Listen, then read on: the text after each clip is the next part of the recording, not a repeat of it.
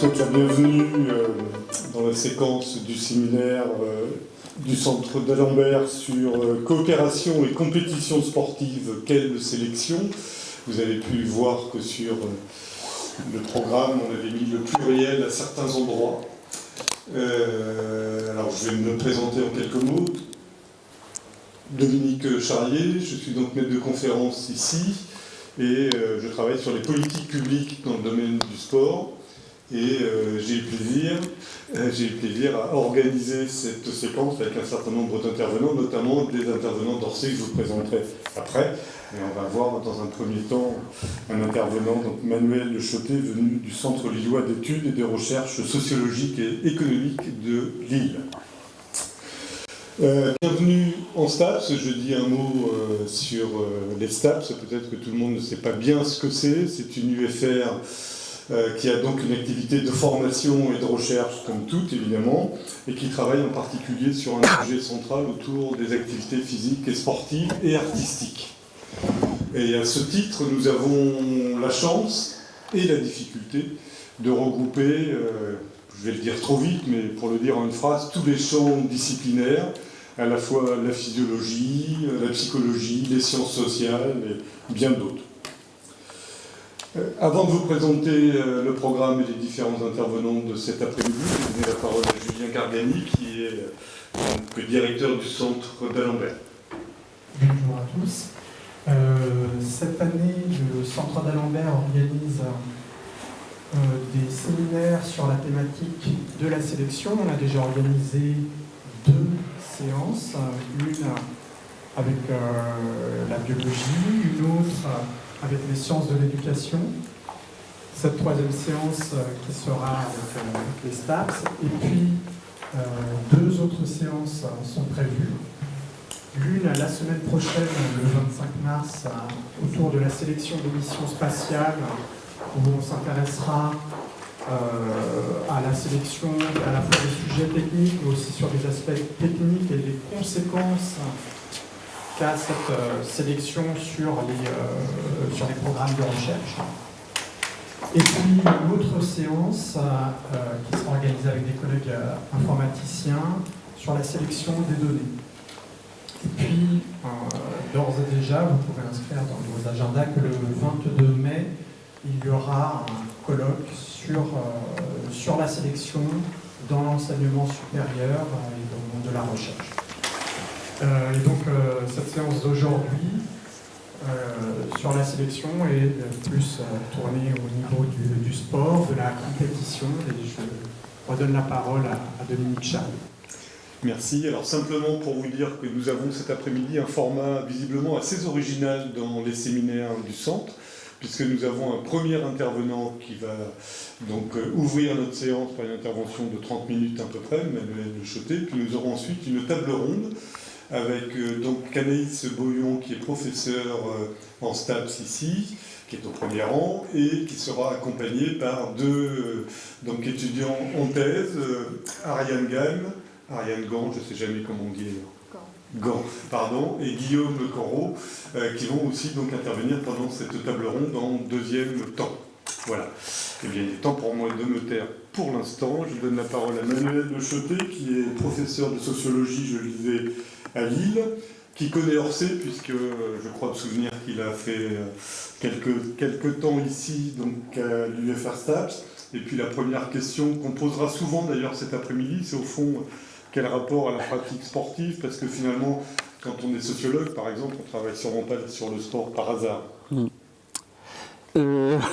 Déjà, merci pour cette invitation, et pour répondre à la question, effectivement, j'ai été sportif et ayant travaillé sur le sport de haut niveau, j'ai remarqué que, comme nombre de mes collègues, on peut dire que ceux qui travaillent sur le sport de haut niveau sont souvent des champions ratés.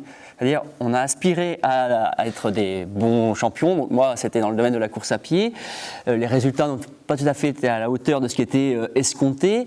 Et de fait, il y a des collègues qui ont le même profil sur le handball, sur d'autres sports. Et généralement, c'est des bonnes conditions d'entrée pour travailler ces sujets-là, parce que finalement, on en a une connaissance intime, même si on n'a été qu'aux franges de ce milieu-là.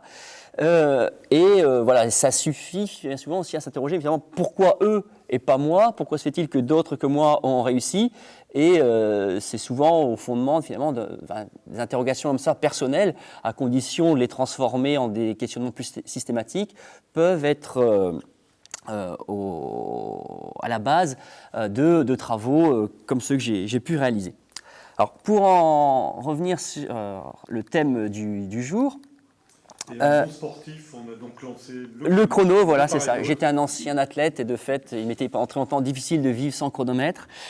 Je suis ravi de pouvoir m'inscrire dans ce cycle de réflexion et de conférences sur la question de la sélection.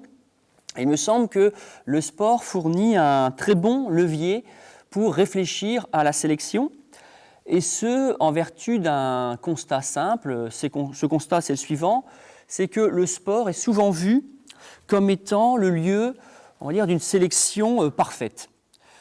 De sorte qu'en étudiant le sport, eh bien, on peut mettre au jour ce que serait finalement une forme idéale de sélection.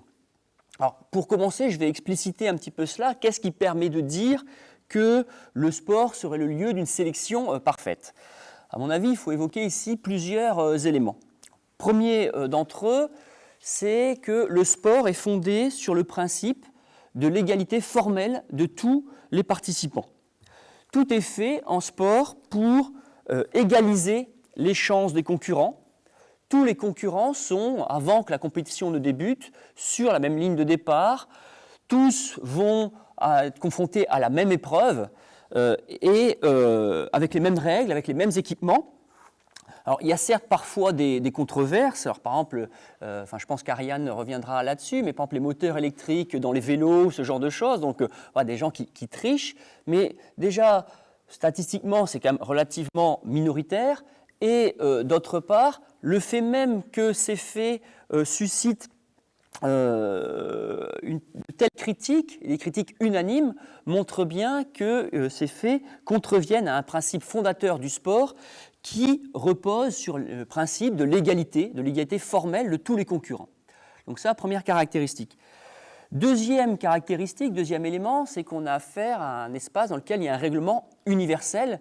Où qu'on soit dans le monde, les règles du badminton sont les mêmes, les règles du tennis de table sont les mêmes, etc., etc. Et de fait, les règles sont les mêmes pour tout le monde.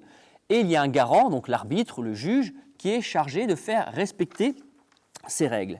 Et cela signifie que, quel que soit le statut, la richesse, la puissance sociale d'un individu, d'un pratiquant, eh bien, ces attributs extrasportifs sont, d'une certaine façon, démonétisés pendant le temps de jeu. Les concurrents et les concurrentes sont, durant le temps de jeu, dépouillés des attributs, des propriétés qui font d'ordinaire leur puissance sociale. Ils ne sont plus définis pendant le temps de la pratique que par leurs propriétés sportives. Et pendant ce temps, il n'y a que les règles sportives qui valent. Au point d'ailleurs que, c'est quelque chose d'étonnant mais qu'il n'est pas inutile de rappeler, que dans certains cas, en fait, pendant le temps de jeu, le sportif pourra s'affranchir de règles ordinaires. Je prends l'exemple suivant, la boxe. Vous voyez, de façon générale, il est interdit de frapper quelqu'un. Sur un ring de boxe, on a le droit. Donc il y a bien l'idée qu'on a affaire à un espace un petit peu déconnecté du monde social ordinaire, régi par ses propres règles, et par un souci donc d'universaliser les règles, que tout le monde soit soumis à la même enseigne. Troisième élément qui permet de dire que le sport serait une forme de sélection entre guillemets parfaite, la compétition sportive donne lieu à une objectivation très précise des hiérarchies. De sorte que le verdict compétitif ne peut pas ou peut difficilement être remis en cause, remis en question. Et là, c'est vraiment une propriété rare. Il y a plein d'univers où il n'est pas possible de dire qui est le ou la meilleure écrivaine du monde, qui est le ou la meilleure scientifique du monde, parce qu'il y aura des controverses là-dessus. Par contre, savoir qui est la meilleure équipe de football du monde, qui est la meilleure équipe de handball du monde, là, il y a une compétition spécialement organisée pour définir quelle est l'équipe qui peut se targuer du titre d'équipe championne du monde.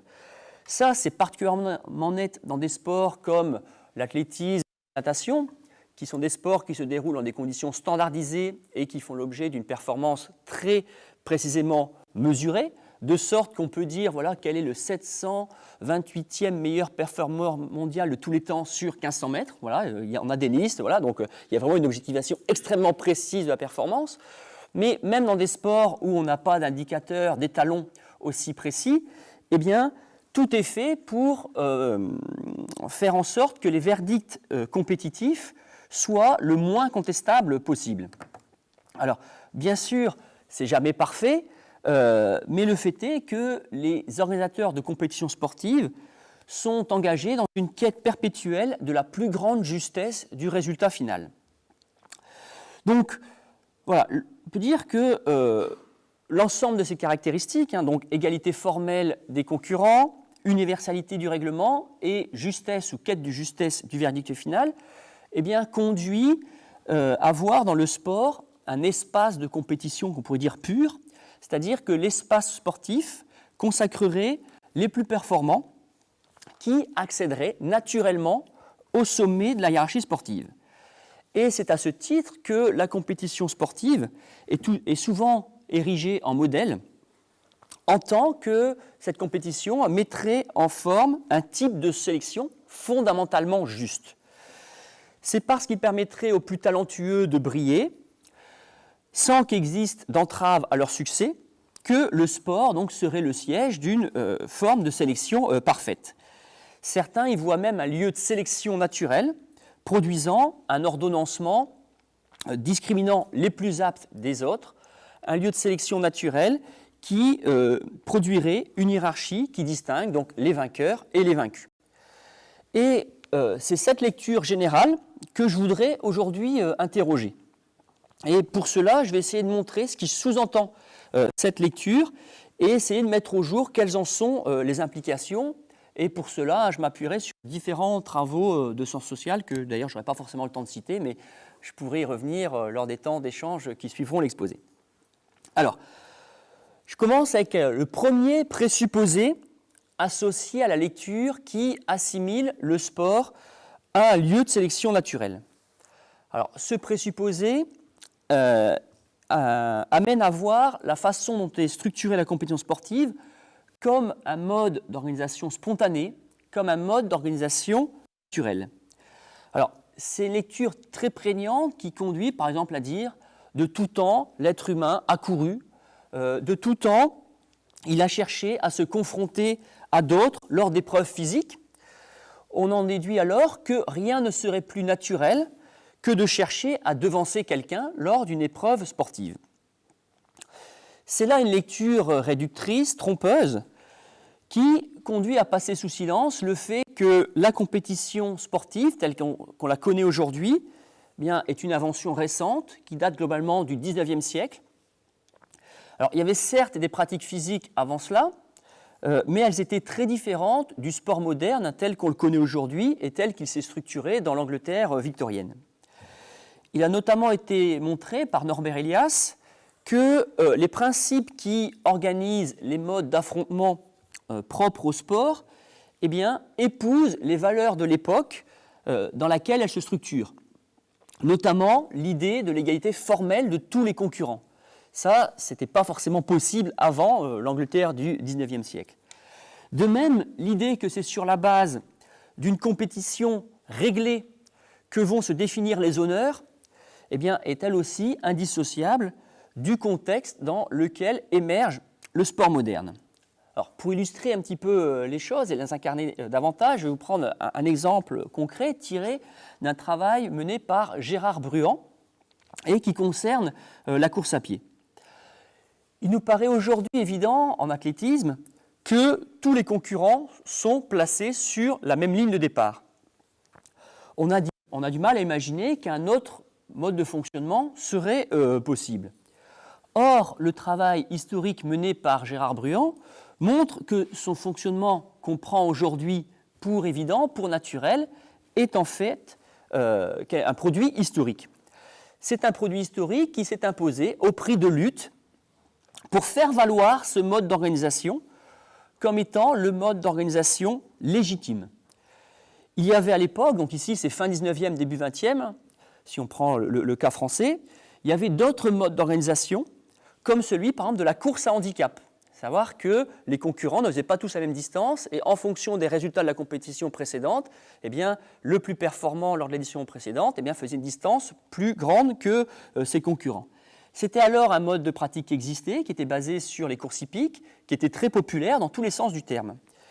Et le modèle qu'on connaît aujourd'hui et qui s'impose à nous, et quand on voit des enfants, j'ai une fille de 3 ans qui, lorsqu'elle veut jouer à la course, eh bien, en fait, elle est très vigilante sur le fait qu'il faut qu'on soit sur la même ligne de départ.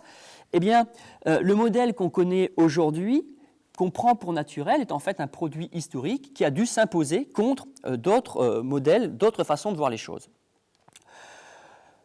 De même, le fait que le sport s'organise aujourd'hui sous la forme de championnat, sous la forme de coupe. Ça nous paraît là un fonctionnement extrêmement ordinaire, extrêmement usuel. Et ben, là encore, ce type d'organisation eh bien, est là aussi quelque chose qui s'est imposé très tardivement. En l'occurrence, pendant très longtemps, la forme compétitive qui existait majoritairement, c'était celle de ce qu'on pourrait appeler aujourd'hui celle des matchs amicaux. C'est-à-dire qu'on concourait contre d'autres individus sur la base d'un lien d'interconnaissance préalable. Dans ce cadre, le match, la course, la compétition n'étaient pas intégrés dans un ensemble qui réunit toutes les équipes, tous les concurrents dans un espace hiérarchisé. C'est aujourd'hui différent puisque on va prendre le cas du football, une architecture pyramidale de championnats hiérarchisés. Et on peut dire, depuis le joueur qui joue dans un championnat district, depuis le joueur qui évolue en Champions League, eh bien, tous ces joueurs sont reliés de par l'existence d'une architecture globale qui fait que celui qui joue en district, eh bien, si son équipe monte de division tous les ans, bon, ça va lui prendre longtemps, mais pourra finir par jouer au plus haut niveau. Donc tous les concurrents sont insérés dans un même ensemble et de fait, les appariements d'équipes amenées à concourir les unes contre les autres eh bien, ne se définissent plus sur la base de liens interpersonnels, mais à partir d'un calendrier, à partir d'un règlement défini par une instance tierce, donc en l'occurrence la fédération, qui est en charge d'administrer les compétitions de tous les niveaux et qui réunit donc tous les compétiteurs dans un même ensemble.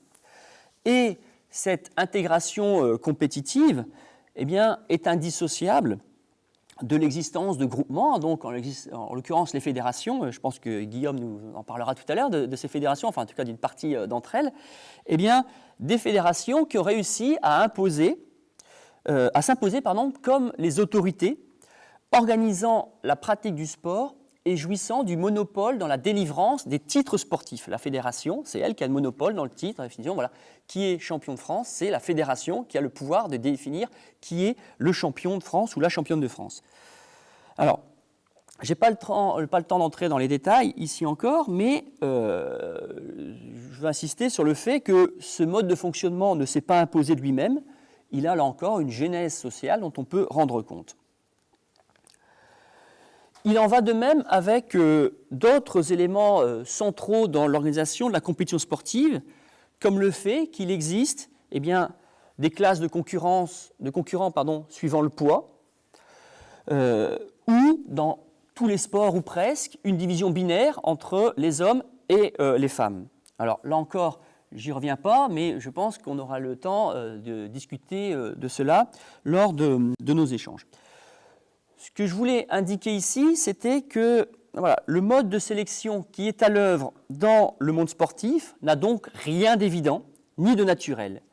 Il procède d'une construction socio-historique liée donc à un ensemble d'investissements, de mise en forme tout à fait contingents. Les historiens montrent, voilà, je vais prendre encore le cas du football, le fait que le football se joue à 11 contre 11 pendant des mi-temps de 45 minutes, voilà, c'est tout à fait contingent et il aurait tout à fait pu en être autrement. Aujourd'hui, ce n'est pas évident que le football se joue ainsi, mais voilà, c'est lié à des conditions historiques tout à fait précises. Donc voilà pour le premier présupposé, donc associé à l'idée d'un sport qui serait le lieu d'une sélection naturelle. J'en viens à l'examen d'un second présupposé qui consiste à voir dans la réussite sportive le strict produit de qualité naturelle. Alors, ce présupposé est le suivant, c'est l'idée de voir que les individus victorieux seraient naturellement plus performants. Là, ma thèse a précisément consisté à remettre en cause cette idée.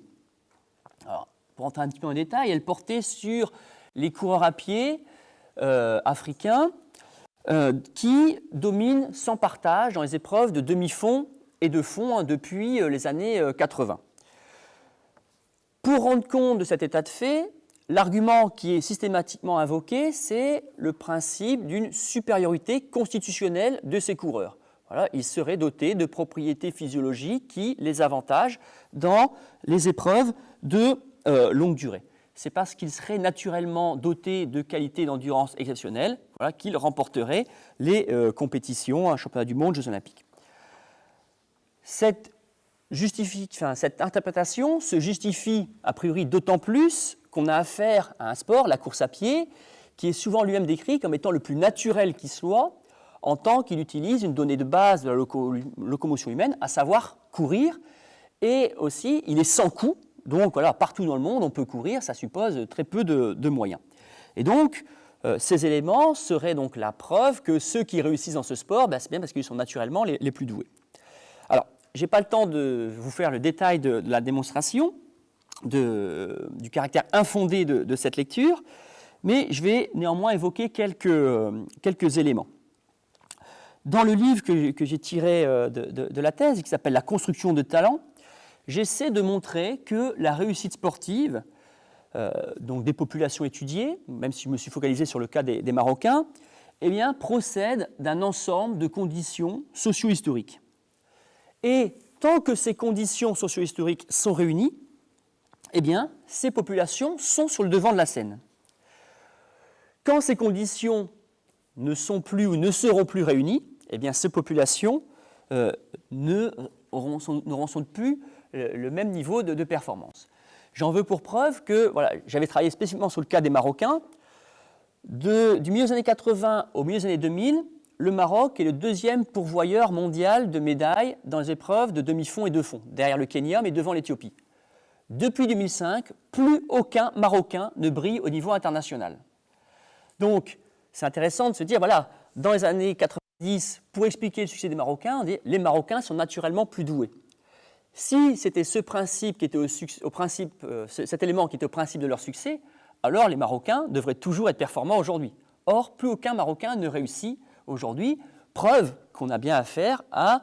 que ce qui sous-tendait le succès des Marocains à un moment donné était bien lié à des conditions socio-historiques. Et lorsque ces conditions ne sont plus réunies, les Marocains ne réussissent plus. En l'occurrence, pour généraliser un petit peu, il n'y a pas de génération spontanée en sport. Les sportifs de haut niveau, les champions, sont les produits d'institutions. Et si je reviens sur les coureurs, marocains, kenyans, éthiopiens, tous sont les produits de systèmes de détection systématiques, de systèmes de sélection implacables et de systèmes de formation qui ne le sont pas moins. Je regarde l'heure pour être sûr de ne pas trop déborder. Donc, pour le dire très rapidement, le mythe du champion naturel ne tient pas. Un champion est toujours le produit d'un système qui le transforme aussi bien physiquement que symboliquement.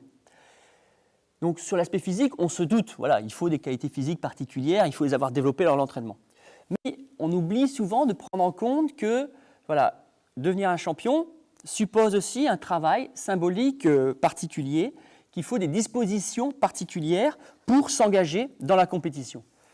Pour illustrer cela, un exemple qui peut paraître très isolé, mais qui à mon avis est assez révélateur, donc il est un petit peu ancien, il porte sur les JO de 1928.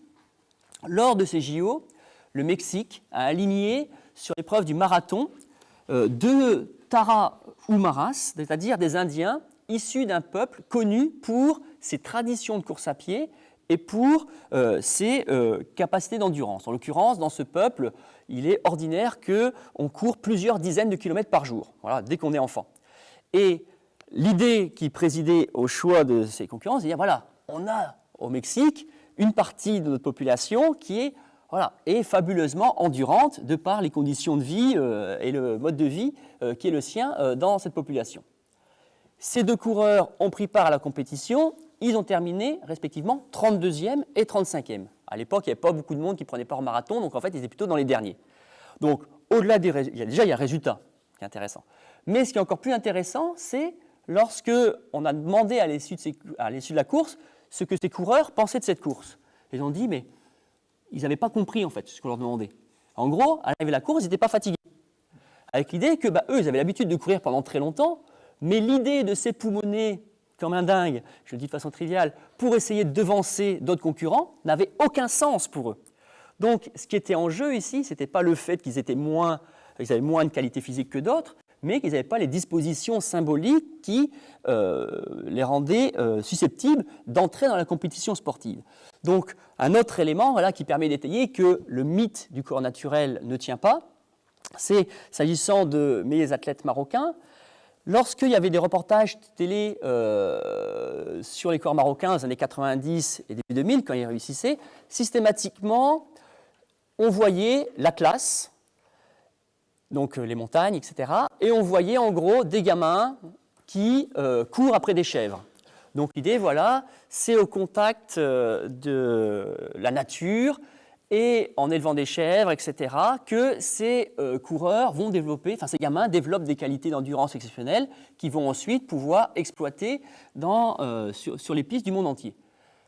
J'ai fait des enquêtes systématiques auprès des coureurs marocains, en faisant passer des questionnaires d'un championnat du Maroc.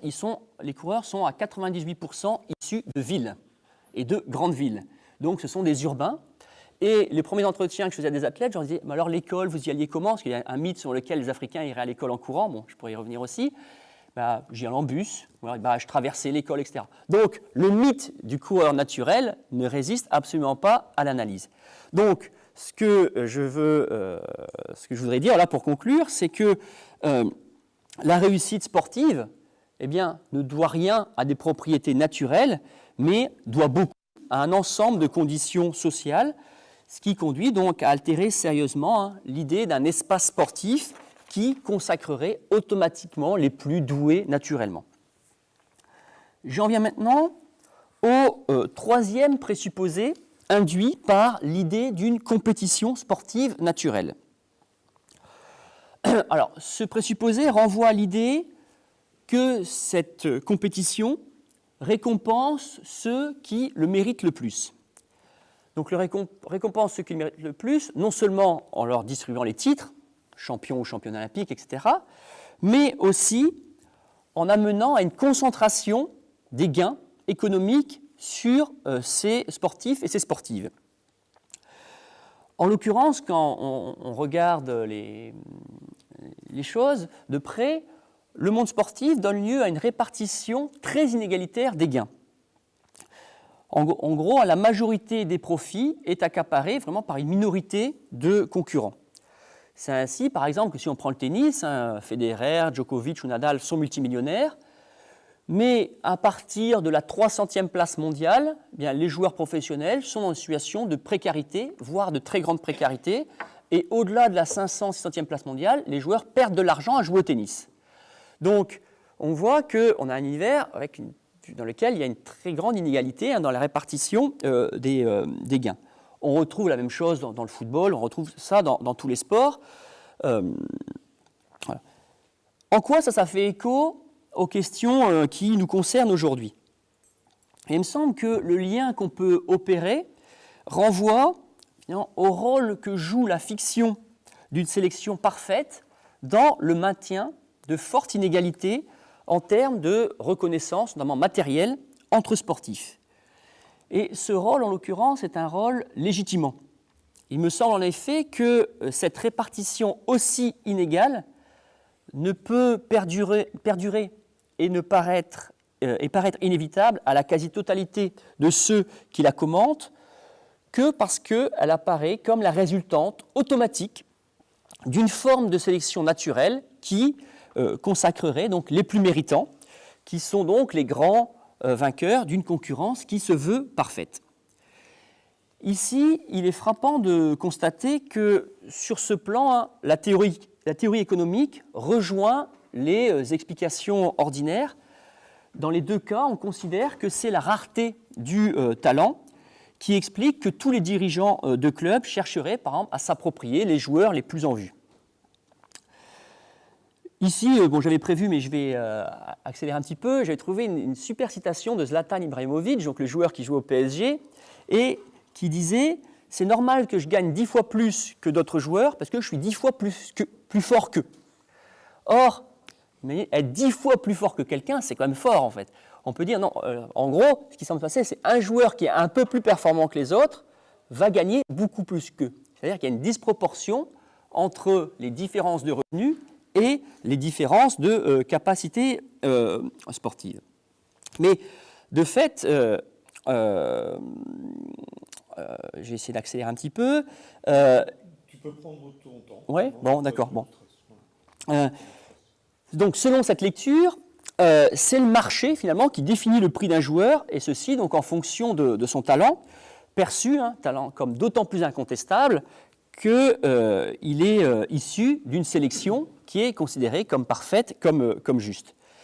Et dans cette logique, la sélection sportive donc conduirait automatiquement à faire converger les profits vers une minorité de joueurs consacrés par cette forme de sélection.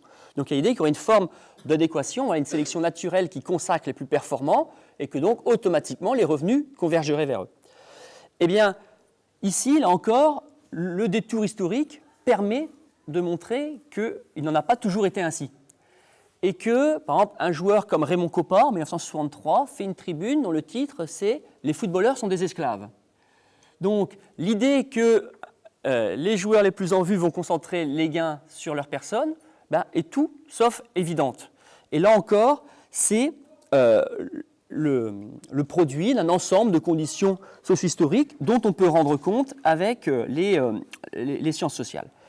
Alors, si je rappelle ces éléments, c'est pour mettre en évidence qu'aujourd'hui, la référence au talent, on va dire c'est normal que Djokovic gagne autant parce qu'il est extrêmement talentueux. Donc cette référence au talent et cette référence à l'idée d'une forme parfaite de sélection, eh bien, il me semble que ça participe à légitimer un ordre extrêmement inégal.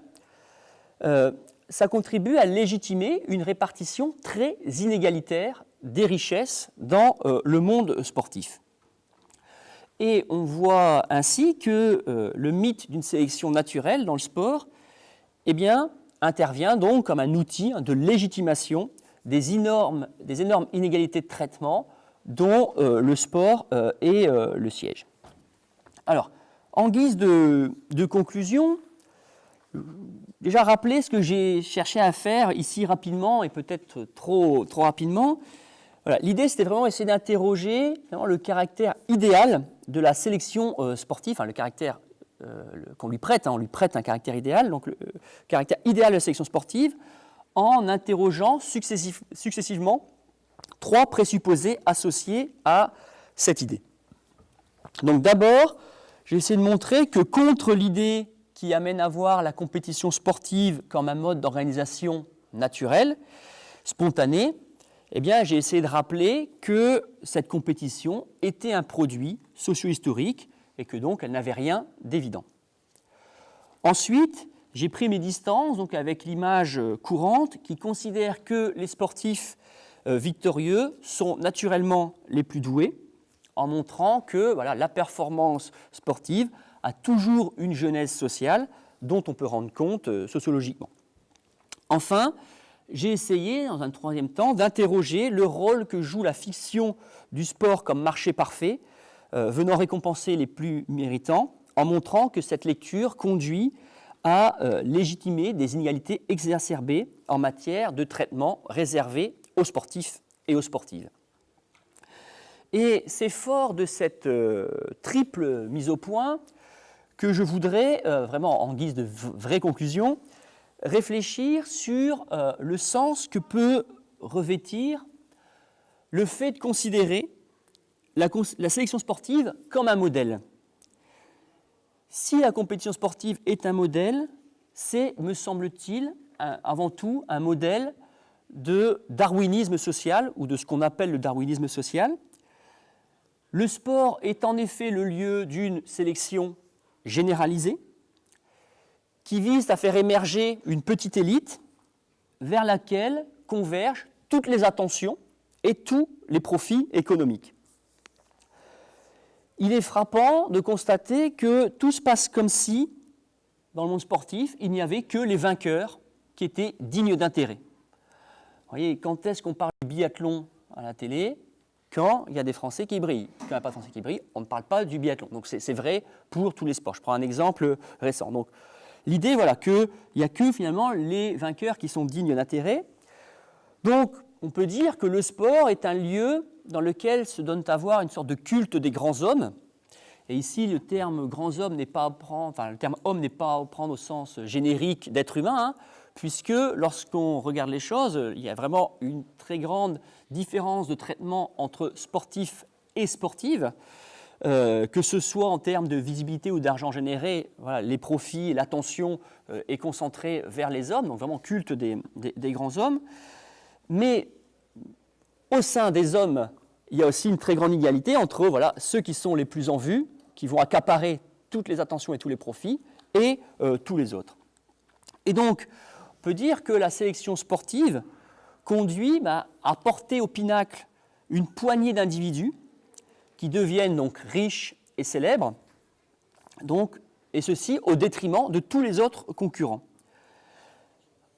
Et alors même que les autres concurrents sont aussi nécessaires que les vainqueurs à la tenue d'une compétition. Pour qu'il y ait un vainqueur, il faut qu'il y ait des vaincus. Voilà, pour que compétition il y ait, eh bien, il faut nécessairement avoir un ensemble de pratiquants. Et du point de vue de l'organisation concrète du sport de compétition, et je pourrais vous expliciter les exemples précis que j'ai en tête quand je dis cela, eh bien, on peut dire qu'au regard dont les choses sont organisées actuellement, eh bien, on pourrait aller jusqu'à dire que la plupart des concurrents, finalement, jouent un rôle de faire-valoir. Ils ne servent d'une certaine façon qu'à permettre de faire émerger le champion. Donc, pour conclure la conclusion, hein, je réitère l'idée, hein, il me semble que finalement, hein, la sélection sportive, si elle est un modèle, c'est vraiment une forme de sélection implacable qui vise avant tout à faire émerger des grands vainqueurs au détriment de tous les autres. Je vous remercie de votre attention. Je vous propose d'engager en quelques minutes les premières questions-réponses et puis on ouvrira la table ronde ensuite. Manuel Chotet vient de détruire quelques illusions d'évidence. Le sport est l'un des objets assez difficiles finalement donc, à travailler parce que tout le monde a un avis sur le sport. Il y a dans la salle beaucoup d'objets scientifiques représentés sur lesquels le sens commun n'a pas grand-chose à dire. En revanche, sur le sport, on a tous un avis. Et donc, du coup, c'est pas inutile, bien au contraire, de pouvoir détruire comme ça quelques illusions d'évidence. Alors, qui s'engage dans la première observation? C'est pas forcément une question, d'ailleurs. Oui. Je vous invite à vous présenter. Il y a un micro que va porter Julien. Merci, Julien. Bonjour, Isabelle Leroy. Vous avez fait le parallèle tout à l'heure avec l'économie. Et en fait, si on vous suit, donc le modèle sportif est typiquement la traduction du capitalisme qui nous vient du 19e siècle. Donc, est-ce qu'avant l'introduction, avant l'arrivée du capitalisme, est-ce qu'il y avait d'autres formes? Vous avez cité quelques exemples, mais est-ce qu'il y avait des choses plus génériques qui collaient aux sociétés ou à la forme économique des sociétés de l'époque? Merci pour cette belle question. On peut en prendre une ou deux d'emblée, et puis Emmanuel répondra éventuellement de manière globale si c'est possible, ou de manière séparée si ça ne l'est pas. Du coup, je nous invite déjà à la deuxième question, 3. Voilà, oui, je voulais savoir si le côté objectivisable des résultats, qui serait très caractéristique du sport, ne rend pas le sport plus candidat à la fraude. Parce que sur des résultats de classement, alors on peut citer qu'on a beaucoup de chercheurs sur l'ANR, on va dire, bon, tel classement a été fait comme ça, mais il est discutable parce que tel critère, tel effet pas contrôlable. Mais justement, puisque on se met dans l'idée que le classement sportif n'est pas discutable, est-ce que c'est pas le terrain le plus favorable justement à la fraude? Dans le même sens que la question d'Isabelle Leroy, en fait, en écoutant vos réflexions sur la question de l'inégalité des revenus. Ça fait penser au débat aussi qu'on a sur les revenus par exemple des patrons du CAC 40 et de savoir est-ce qu'ils méritent, comment on peut justifier de telles inégalités, etc. Et je crois qu'on a un peu derrière des choses très similaires à ce que vous avez décrit pour le sport. Je vais les prendre dans l'ordre. Donc sur la première, effectivement, il existait d'autres formes de pratiques, des jeux qu'on a dit traditionnels, des formes d'affrontement. Mais déjà, une caractéristique, et ce n'est pas du tout la seule, c'est que dans la plupart de ces pratiques, le principe d'une égalité formelle des concurrents avant que l'épreuve ne débute n'existait pas. Pour prendre un jeu traditionnel qui a été étudié par différents historiens, peu importe, l'idée qu'il faille être 15 contre 15, 11 contre 11 avant de jouer n'a pas de sens. C'est-à-dire que si c'était un village dans lequel il y avait 12 artisans et 28 métayers, eh bien, ils allaient jouer à 12 contre 28 parce que ce qui présidait au mode de constitution des équipes, c'était les identités sociales préalables. Donc l'idée d'une neutralisation des différences sociales préalables et d'une égalisation formelle pour que le jeu existe, ça n'avait pas de sens. Et donc, de fait, c'est en ça que Norbert Elias nous dit que le sport ne peut apparaître qu'à partir du moment où on est dans des sociétés où va se mettre en place des choses relativement égalitaires, etc. etc. Donc, c'est vraiment lié à un type de société. Donc, il y avait des pratiques qui existaient, mais elles prenaient des formes différentes. Oui, mais les Jeux Olympiques dans la Grèce antique, la Grèce antique était régie par des villes et elles se sont entendues quand même pour faire quelque chose. Alors, là, historiquement, c'est un des seuls cas d'effectivement, comme ça, d'entendre, mais il faut faire attention au contresens historique qu'on peut faire. Ce n'était pas si unifié que ce qu'on peut avoir l'impression aujourd'hui. Et parce que, en fait, Jeux Olympiques, aujourd'hui, on imagine voilà, ce qui va se passer à Paris en 2024, etc. Donc, on a tendance à projeter sur le passé cela. Dans les faits, c'était assez différent, en réalité. Voilà. Mais c'est néanmoins, parmi les pratiques physiques du passé, ce qui se ressemble néanmoins le plus à ce qui existe aujourd'hui. Mais c'était isolé, voilà, ça n'existait qu'en Grèce et ça n'existait que pendant un temps donné. Donc, voilà, dans tout le reste de l'histoire de l'humanité, les formes de jeux, d'affrontements qui ont existé étaient très différentes de celles qui existe aujourd'hui. Sur la question de le fait que ça soit objectivable rend le sport propice à la fraude. Je ne m'étais jamais posé la question en ces termes. Ce qui est sûr, c'est que je ne sais pas si il y a plus d'incitation à la fraude. En tout cas, c'est un univers dans lequel il y a une traque de la fraude beaucoup plus avancée que dans d'autres univers. Exemple, concours d'entrée, je ne sais pas, dans la Polytechnique, voilà, c'est dans une grande école, l'idée de faire un contrôle antidopage, savoir si tel élève n'aurait pas pris une substance qui aurait amélioré ses performances, je veux dire, je n'ai jamais entendu cela. Dans le sport, ça existe depuis extrêmement longtemps. Donc, je ne sais pas s'il y a plus de fraude. En tout cas, ce qui est sûr, c'est qu'il y a, au nom, je pense, de cet idéal de la compétition parfaite, etc., une volonté de tellement égaliser les chances que voilà, il faut que tous les concurrents soient sur la même ligne de départ. Voilà. Et il me semble que c'est comme ça que je serais tenté de répondre. Sur la dernière remarque... Si tu permets sur cet aspect, ouais. une petite question, parce que je pense qu'elle a traversé l'esprit d'un certain nombre d'entre nous. Quand tu prenais l'exemple des pratiquants donc marocains et de leur réussite, tu as parlé de conditions socio-historiques particulières qui expliquaient cela. Tu n'as pas pu dire lesquelles, est-ce que tu peux en donner 2, 3 ? Évidemment, la question que certains d'entre nous ont pu se poser, c'est est-ce qu'ils étaient plus dopés, au fond ? Alors, déjà, en amont, dire au Maroc, mais la même chose se passe au Kenya, système de sélection déjà systématique. Tous les enfants scolarisés font un cross, voilà, des choses que certains d'entre vous ont peut-être vécues, avec plus ou moins de bonheur. Là, à l'issue de chacun de ces crosses, un sélectionneur est là à l'arrivée en disant « Toi, tu es le futur Awita », donc Awita, c'est le grand champion de la génération précédente. Voilà. Donc, travail de sélection systématique qu'on ne retrouve pas dans les autres sports. Ensuite, pour les plus performants, ils sont envoyés dans des centres d'entraînement qui n'existent qu'en athlétisme et pas dans les autres sports. Pour le dire très rapidement, il existe l'équivalent de l'INSEP au Maroc, sauf que c'est un INSEP dans lequel il n'y a que des coureurs. Donc, on voit que tous les gamins, on va le dire vite, qui ont des qualités physiques, sont tous orientés vers ce sport-là. Donc, imaginons si en France, tous les gamins qui ont des qualités physiques, on va le dire comme ça, plutôt que faire l'un du tennis, l'autre du volleyball, etc., de se répartir en fonction de leurs appétences, etc., si tous couraient, eh bien, on peut imaginer qu'il y aurait davantage de champions qui émergeraient. Donc ensuite, sur la question du dopage, c'est compliqué d'y répondre, mais en tout cas, si on fait une réponse pas centrée sur ce cas-là, mais de façon générale, évidemment que le dopage fait partie de ces conditions de possibilité d'émergence de champions. Mais c'est toujours, quand on parle de ça, souvent les gens ne retiennent que cela, alors que même si on prend le modèle, par exemple, qui existe en Allemagne de l'Est, qui est le modèle le plus rationnel de production des champions qui ait jamais existé sans doute, un pays de 17 millions d'habitants qui était le 2e ou 3e pourvoyeur de médailles au niveau international, on n'en retient que le dopage, qui était effectif, mais il n'est pas du tout sûr que les Allemands de l'Est et les Allemands de l'Est se dopaient plus que les États-Uniens à la même époque.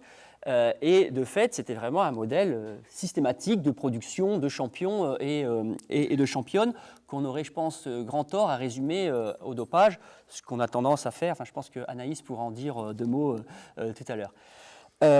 Sur la question, ce que vous dites, les débats en fait sur les gains des grands champions par rapport aux grands patrons ou aux traders, effectivement, je suis d'accord avec vous, c'est exactement les mêmes questions. Et si on prend le moment Bernard Arnault qui était plus ou moins exilé fiscal en Belgique, etc. Et l'idée, oui, mais on est obligé de bien le traiter parce qu'il rapporte tellement à la France, d'une certaine façon. Eh bien, on retrouve exactement la même thématique du côté du sport. Donc, l'idée de une forme de légitimation des très grandes inégalités dont ces sportifs, une partie de ces sportifs profitent.